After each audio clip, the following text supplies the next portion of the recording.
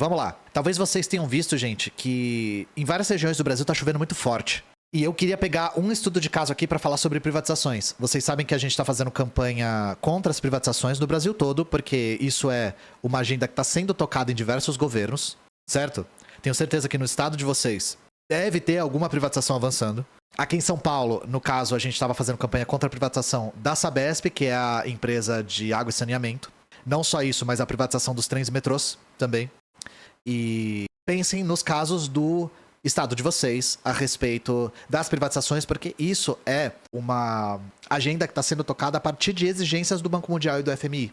É uma coisa que tem ingerência do imperialismo, é uma coisa que é maior do que parece. E eu queria pegar aqui o caso de Porto Alegre. Justamente, citaram aí no chat, eu vou pegar o caso de Porto Alegre. Choveu muito, muito forte em Porto Alegre, deixou quase a cidade inteira sem luz por uns 4 dias. E até o dia 20, agora é dia 24, né? Até o dia 20, a gente ainda tinha 14 mil pontos sem energia. Vou pegar uma notícia aqui para ilustrar. 6 dias após temporal, Rio Grande do Sul tem cerca de 14 mil pontos sem energia elétrica. De acordo com informes divulgados pela concessionária na manhã desta segunda-feira, dia 22, são 7 mil clientes na área atendida pela RGE e outros 7,1 mil da CEE Equatorial. Só para quem não é gaúcho, né? São 2 empresas privadas de distribuição de energia que são diferentes e atendem pontos diferentes, tá? RGE e CEE Equatorial. A gente já vai chegar no ponto desse nome aqui, ó. CEE. Como que vocês gaúchos falam? Teve uma vez que eu falei o FRGS e a galera ficou rindo no chat. Porque tem que falar URGS. Como é que gaúcho pronuncia CEE? Então, eu vou ficar falando CEE, aí tá errado, aí o gaúcho vai ficar rindo. CEE. Cê é louco. Mas aí, viu? A coisa da URGS, ninguém avisa pra você que é URGS. Você lê o FRGS e fala assim, não é pra ler o F. O DF e silent. Chama Bandeclay, exatamente. Então eu vou chamar de CE e eu não quero ninguém... Ó, o chat falou. E o chat tem razão. A voz do chat é a voz de Deus. Quase uma semana após o temporal que atingiu o Rio Grande do Sul, o estado ainda tem 15,1 mil pontos sem energia elétrica. De acordo com os balanços divulgados pelas concessionárias no fim da tarde desta segunda-feira, dia 22, são 7 mil clientes na área atendida pela RGE e 7,1 na área atendida pela CE Equatorial. CE Equatorial. Durante a manhã, esse número chegava a quase 20 mil. Aí aqui é mais declaratório, tipo, a empresa disse que tal, a outra empresa disse que tal, que tá fazendo o máximo que pode, blá blá blá. A gente sabe a história, tá? Vamos lá. Número 1, a gente sabe que os fenômenos climáticos extremos são um ponto importante aqui nesse tipo de evento, tá? A gente sabe disso. E a gente sabe que isso aqui não é natural, pelo menos não tão natural quanto se pinta. Só que a questão aqui é como lidar com esses fenômenos que vão ser cada vez mais comuns mediante um cenário de privatização desses serviços, de distribuição, por exemplo, de água e energia elétrica.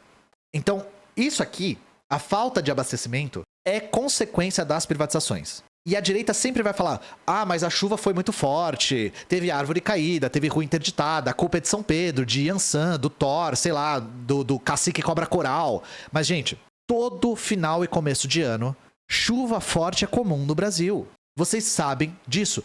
Todo verão no Brasil chove forte. Então isso aqui é previsível. Esse tipo de serviço essencial tem que estar preparado para isso. Só que por que ele não está preparado? Porque é mais barato não estar preparado. É mais barato fazer a manutenção do que fazer a profilaxia, fazer a prevenção. Nem sei se a palavra profilaxia cabe aqui, mas como metáfora, né? É mais barato resolver o problema depois que ele aconteceu do que prevenir o problema. Isso aqui é a lógica do dinheiro, entendem? A gente defende que esses serviços sejam públicos, serviço de água, saneamento, energia, transporte, saúde, educação. Isso tem que ser de acesso amplo e acesso universal de qualidade para todo mundo, tá? Quando esse tipo de coisa é privatizada, por exemplo, o serviço de fornecimento de energia, isso deixa de ser um direito e vira meramente uma mercadoria. E a lógica da mercadoria é a lógica do lucro. O que for mais barato, se faz. O capital é um sujeito sem sujeito, isso aqui não depende da vontade de ninguém, sacaram? E aí eu queria abrir um parênteses aqui para falar de uma coisa mais teórica com vocês. Nós fizemos uma campanha de luta contra a privatização da água aqui em São Paulo, porque a gente defende, a gente ainda tá fazendo, tá? A gente defende que se a gente começar a frear as privatizações em um lugar, a gente consegue espalhar isso para os outros lugares. Então um movimento em um lugar, ele pode inspirar o movimento em outros lugares, beleza? O nosso mote, a nossa palavra de ordem é: água não é mercadoria. Água não é mercadoria. E a pergunta mais comum que surgiu é: mas eu já não pago tarifa de água? Qual a diferença, então, de ser privatizado ou ser público? Se eu já pago a tarifa de água, então a água não é uma mercadoria? A resposta para isso é um pouco complicada, então eu não quis responder isso no TikTok, porque assim, em 2 minutos não ia dar para explicar muito bem. Eu queria tomar esse espaço aqui para tentar explicar para vocês um pouco mais da teoria, como o marxismo entende essa questão da mercadoria. Então, uma mercadoria é algo feito para ser consumido por outra pessoa. É algo feito para ser vendido no mercado, tá? Isso é uma mercadoria. No caso da água, quando ela é pública, o objetivo dela é atender às necessidades da população, certo? Então isso configura uma mercadoria? Observando o fenômeno isolado, não. Não. Porque se uma mercadoria tem o objetivo de ser vendida no mercado e a água tem o objetivo de ser consumida pela população, ou seja, atender às necessidades da população, então ela não configura mercadoria sendo pública, certo? Mas isso é um fenômeno observado de forma isolada. O que os marxistas compreendem da realidade do capitalismo é que não dá para fugir da lógica da mercadoria estando dentro do capitalismo. Nas estações de tratamento de água, por exemplo, nós temos mão de obra e nós temos equipamentos. Esses equipamentos e essa mão de obra são contratados ou comprados ou adquiridos a partir da lógica do mercado. Ou seja, a estação de tratamento, mesmo sendo pública, compra mercadorias para fazer com que o tratamento seja possível. Ou seja, a tarifa da água ainda segue a lógica da mercadoria, porque, num todo, no agregado da economia, mesmo um serviço público inserido dentro da lógica capitalista, está submetido à lógica da mercadoria, ele não consegue fugir disso. Então, o mais preciso, se a gente fosse ser bem chato, é água não deveria ser mercadoria, mas dentro do capitalismo ela é. Qual que é a diferença, então, da privatização para o serviço público? É que com a privatização, a lógica da mercadoria é aprofundada. Ela se expande até para a própria venda da água em si. Então a venda da própria água, a distribuição da própria água, não é mais para atender às necessidades da população, mas sim para lucro. Essa lógica da mercadoria é expandida, mas não significa que a Sabesp, sendo pública, não está também submetida a uma lógica da mercadoria. Entenderam? Então, na dinâmica mais complexa, mesmo dentro de um sistema público, a água continua sendo mercadoria porque ela está submissa a uma lógica de mercado. Não é que não tem escapatória, é aí que tá. A gente tem que lutar por esses serviços serem públicos, porque a gente tem que lutar contra o agravamento da lógica da mercadoria para todas as alas da nossa existência. O capitalismo transforma tudo em mercadoria, ele avança sobre as coisas. Sim, a privatização piora. A gente consegue provar isso. O que eu tô querendo falar aqui é um pouco da teoria marxista a respeito de uma dúvida que surgiu no TikTok e no Instagram, que foi onde a gente publicou esse vídeo. Mas, caso vocês não tenham visto, né, um vídeo que a gente fez de campanha, que a palavra de ordem é água não é mercadoria. Muitas pessoas perguntaram isso. E como eu não consegui achar uma forma de responder isso rápido, eu tô respondendo aqui. Talvez ajude alguma pessoa que tinha essa dúvida. Sacaram? Você deixa de pagar a manutenção para pagar o produto? Grosso modo, sim, mas é um pouquinho mais complicado. E sim, privatizar a água é lesa pátria. Sim, essa coisa da privatização de serviços essenciais é diretriz do FMI e do Banco Mundial. A gente vai fazer um vídeo sobre isso, já. A Duda e a Suede escreveram um roteiro muito, muito bom. E eu vou preparar direitinho pra vocês pra gente falar sobre. Mas eu queria falar sobre essa questão teórica aqui. Vamos continuar falando a respeito aqui da energia elétrica, por exemplo. E aí que tá. Porto Alegre ficou sem luz. E aí a Equatorial Energia, que é a empresa privatizada de distribuição, uma das duas aí que eu falei, a outra é RGE, desculpa, disse que ia chamar reforço técnico com técnicos de outros estados. Vamos pensar numa coisa. Eles anunciaram que eles iam chamar reforço técnico com técnico de outros estados. Para vocês que entendem dinâmica de privatização, por que isso aqui aconteceu? Por que eles precisaram de técnicos de outros estados? Vamos falar um pouco sobre isso. Porque para quem me acompanha há mais tempo e vê muito esse tema de privatização, vocês já sabem o que vai acontecer. Debandada de técnicos da ECE pode provocar um verão de apagões. Isso aqui é de 2021, tá? Mas essa notícia está interconectada com o que a gente está falando agora. A companhia, hoje privatizada e controlada pelo segundo homem mais rico do Brasil, vai perder quase 1.000 funcionários. Kátia Marco e Ayrton Centeno, aqui no Brasil de fato, né?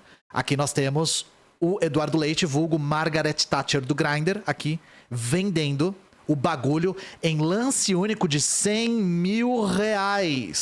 Essa estatal foi vendida por R$100 mil, tá? Claro, ela tinha uma dívida enorme, mas puta que pariu. Nada. Vendido por nada. Então é aí que tá. Todas as vezes que nós temos uma privatização de uma empresa pública, rola demissões em massa. seja por programas de demissão voluntária, seja por demissão ponto. O exemplo das siderúrgicas da década de 90 é um dos mais famosos. Quem viveu essa época lembra disso. Lembra disso. Na época do FHC, na época do Itamar Franco, na época do Collor. Os três, tá? Os três. 100k eu faço no Tigrinho. Você podia ter comprado a CEE. Aí, ó, vocês não estão pensando grande. Vocês não estão olhando pro futuro. O esquema é comprar estatal a preço de banana. Certo? Só que no caso da energia tem uma coisa a mais. Não é só a demissão dos funcionários, mas é a recontratação de funcionários terceirizados e principalmente inexperientes. Gente, formar eletricista demora pra caramba. Formar gente na área demora pelo menos uns 5 anos pra formar. E aí contratam pessoas terceirizadas, que têm menos direitos, que ganham menos e que têm, sei lá, 18, 19 anos. É receita pro desastre. É isso que faz com que a qualidade do serviço caia tanto. É isso que faz com que, quando tem algum acidente, esse acidente não se resolva rápido. As pessoas que trabalhavam na estatal há muito tempo já sabiam como tudo funcionava. E aí a CE fez, que mudou para Equatorial, né? Fez um programa de demissão voluntária, um monte de gente aderiu e eles ficaram sem quadros. E aí é por isso que nessa crise eles tiveram que importar quadros de outros estados. E a população que se foda, sinceramente. Quando uma empresa dessa é privatizada, uma empresa que é praticamente um monopólio natural, o que acontece se ela não entregar o serviço? Não acontece nada, gente. E se a Equatorial não entregar o serviço? Aí nada. Aí foda-se se ela não entregar o serviço. Ah, a gente pode multar. Multa, eles pagam a multa. Acabou. Seu eletricista e mecânico leva no mínimo 6 meses pra entender como a empresa funciona até pegar no embalo. 6 meses, você tá sendo bastante generoso. Bastante generoso. E aí, vamos falar um pouco mais da Equatorial, né? Esse aqui eu vou abrir, não vai dar pra ler. Eu vou mostrar pra vocês por que não vai dar pra ler. E tem um paywall aqui, ó. Com a sua assinatura você terá o acesso a informações. Mas eu só quero mostrar aqui o link. Raio X, o ranking das distribuidoras de energia no Brasil. Eu peguei os prints disso aqui, ó. Esse aqui são as piores do Brasil. Vai até o 29. Essas são as piores. A fonte é a Enel, né, que é a agência reguladora. Dá uma olhada. O que as 3 últimas têm em comum? Equatorial Goiás Distribuidora, Equatorial Maranhão e Companhia Estadual de Distribuição de Energia Elétrica, CEED. Aí, mas essa última não é estatal. Gente, essa companhia aqui é a Equatorial. É a Equatorial que a gente tá falando. É essa CE aqui. As 3 piores são a Equatorial. Que são do Lehman. Do Jorge Paulo Lehman. Esse Lehman, que comprou essa porra por 100 mil reais. E aí, por que caralho que o nome tá Companhia Estadual de Distribuição de Energia? Isso aqui parece que engana, né? Vamos falar sobre isso? Olha a malandragem do gato. Com piora do serviço, demissões e terceirizações, Grupo Equatorial usa a marca histórica do Rio Grande do Sul para esconder desastre da privatização. Malandro é o gato que come peixe sem ir à praia. Os caras mudaram o nome de Equatorial pro nome estatal, para não parecer que o bagulho estava privatizado. Por isso que vocês veem uma empresa privatizada chamada Companhia Estadual. A petulância do cavalo, gente. Pode isso, Arnaldo. Sim, aí a galera da direita vai falar, mas a empresa tinha 7 bilhões de dívida. Porra, 100 mil é escárnio, né, gente? Mestres do capitalismo. E a gente, se você é gaúcho, as pessoas já estão organizando manifestações para reestatização da CE, a reestatização da Companhia Estadual, né? A reestatização da Equatorial. E tem um formulário aqui que eu vou passar pra vocês se vocês quiserem fazer um abaixo-assinado. Se vocês quiserem, tá? Então, se você é gaúcho, você vai sentir o drama disso aqui. Se você é de Porto Alegre, você já sentiu o drama disso aqui. Como se quiser, assina essa porra. Beleza, assina essa porra mediante coerção. Então é isso, gente. O mal do liberal é a realidade. Toda análise prática demonstra que privatização resulta em desastre. É isso. Não tem o que falar, tá? E o Zema tá com um projeto de privatizar a CEMIG, sim. Porque, novamente, isso é uma pauta imperialista. É uma pauta que usa os governos de direita como manobra, como idiotas úteis de verdade, para conseguir avançar na privatização dos recursos naturais da periferia do capitalismo. Não é uma coincidência que isso está acontecendo em todos os estados. Não é ideologia sequer. Porque muitos desses recursos naturais são privatizados por empresas estrangeiras. É só lembrar para vocês que a Enel é italiana. O que a burguesia nacional ganha entregando tudo para a burguesia de fora? A gente tem uma burguesia burocrática, né? Uma burguesia, como dizem os maoístas, né? A gente tem uma burguesia muito ligada ao setor financeiro. A gente não tem mais uma burguesia ligada ao setor produtivo. Então, nossa burguesia, ela é compradora, digamos assim. Sim, o FMI, para você conseguir ter acesso aos empréstimos do FMI, você tem que citar um monte de... Você tem que cumprir um monte de metas. O Collor já tinha feito isso. Inclusive, para vocês terem uma ideia. Hoje, em retrospecto, a galera fala, nossa, mas o Collor fez uma ação exemplar na terra indígena Yanomami contra os garimpeiros. Gente, isso foi exigência do FMI. Se não fosse exigência, do Banco Mundial e do FMI, o Collor não fazia porra nenhuma. Sim, as geladeiras estragam tudo, né? E teve... numa das notícias, eu não lembro. Falava que eles já tiveram que pagar não sei quantos milhões de danos de eletrodomésticos e comida estragada, essas coisas assim, sabe? Se preparem que a conta vai vir alta mês que vem, provavelmente, geralmente isso acontece. Você acha que temos números consideráveis de pessoas da classe trabalhadora apoiando o comunismo? Se sim, acha que uma liderança dessa ordem poderia rolar? Não, eu acho que a gente ainda não tem, é por isso que a gente tem que trampar. A gente não tem porque isso não surge de maneira natural. Precisa de trabalho, precisa de organização revolucionária pra fazer esse trabalho. A gente ainda não tem, mas a gente tem que começar agora. Tem muito trabalho pela frente, então a gente tem que correr, de verdade. Ian, com a privatização da Sabesp, o transporte de onde eu moro, Grajaú, vai melhorar com a hidroviária, diminuindo o tempo pra chegar até Santo Amaro. O que você tem a dizer sobre isso? Confia. Confia. Sua vida vai melhorar muito com a privatização. Confia no pai. Cadê seu Deus agora esquerdista? Minha vida vai melhorar com a privatização. E agora?